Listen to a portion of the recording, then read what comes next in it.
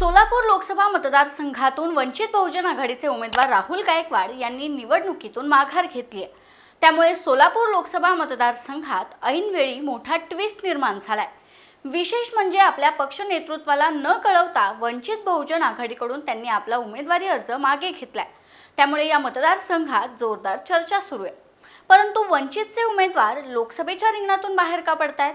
या मागचं नेमकं कारण काय आणि त्याचा फायदा नेमका कोणाला होणार हेच आपण या व्हिडिओतून जाणून घेऊयात। नमस्कार, मी प्रतीक्षा ननावरे आणि तुम्ही पाहताय फॉर द पीपल न्यूज। व्हिडिओला सुरुवात करण्यापूर्वी आपण फॉर द पीपल न्यूजला सबस्क्राइब, लाईक व फॉलो करा।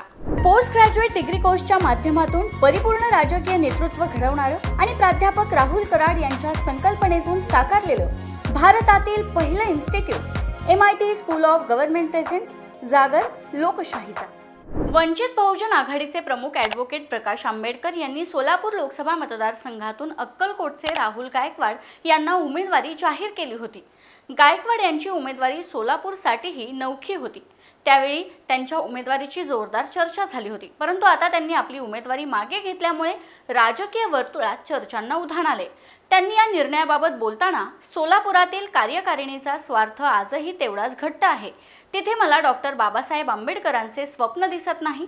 मी सोलापूरच्या मैदानात लढण्यासाठी उतरलो होतो, पण माझ्यासाठी लढणारी ही फळी पाहून मला असंच वाटतंय की मला मैदानात सोडले। माझ्या हातात बंदूक दिली, पण त्या बंदुकीत गोळ्या नाहीत, तर त्या बंदुकीत छरे आहेत। या छऱ्यांच्या मदतीने मी युद्ध तर लढवेन, पण ती मी जिंकू शकणार नाही। शिवाय मी जर अर्धवट लढलो तर भाजपच्या कार्यकर्त्याला मदत करतोय असं वाटेल। भाजपच्या उमेदवाराला सोयीचं वातावरण निर्माण होईल का अशी मला भीती वाटतेय। भाजपचा एक नेता माझ्यामुळे संसदेत जाईल, संविधानाला धोका निर्माण होईल, असं माझ्याकडून काही होऊ नये असं थेट स्पष्टीकरण राहुल गायकवाड यांनी दिलं। सैन्य आणि क्रीडा क्षेत्रात करिअर करायचे? नेताजी सुभाषचंद्र बोस सैनिकी निवासी शाळा पुणे।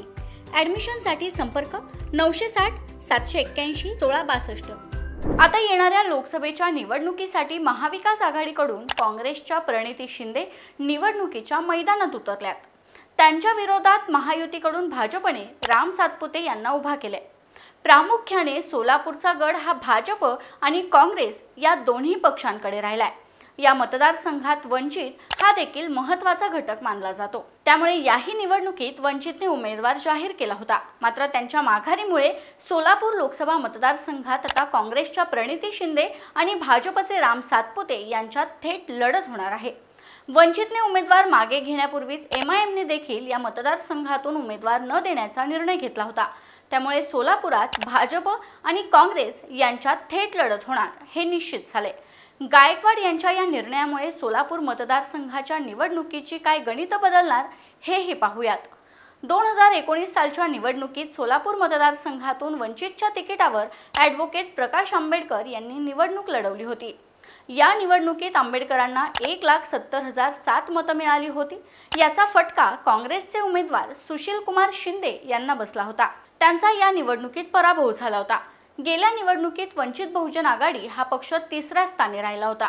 आता ही भाजप, काँग्रेस आणि वंचित अशी लढत होणार असं वाटत असताना वंचितच्या उमेदवाराने माघार घेतली आहे। जर गायकवाड ही निवडणूक लढले असते तर त्याचा फटका काँग्रेसच्या उमेदवार प्रणिती शिंदे यांना बसण्याची शक्यता होती। पण आता त्यांनी माघार घेतल्यामुळे प्रणिती शिंदे यांना त्याचा अधिक फायदाही होऊ शकतो। त्यामुळे आता सोलापूरकर कोणाच्या गळ्यात विजयाची माळ घालणार हे निवडणुकीच्या निकालातूनच स्पष्ट होईल। याबाबतचं तुमचं मत खाली दिलेल्या कमेंट बॉक्समध्ये कळवा। व्हिडिओ आवडला असेल तर लाईक करा आणि अशाच आणखी नवनवीन व्हिडिओसाठी फॉर द पीपल न्यूजला सबस्क्राईब करायला विसरू नका। धन्यवाद।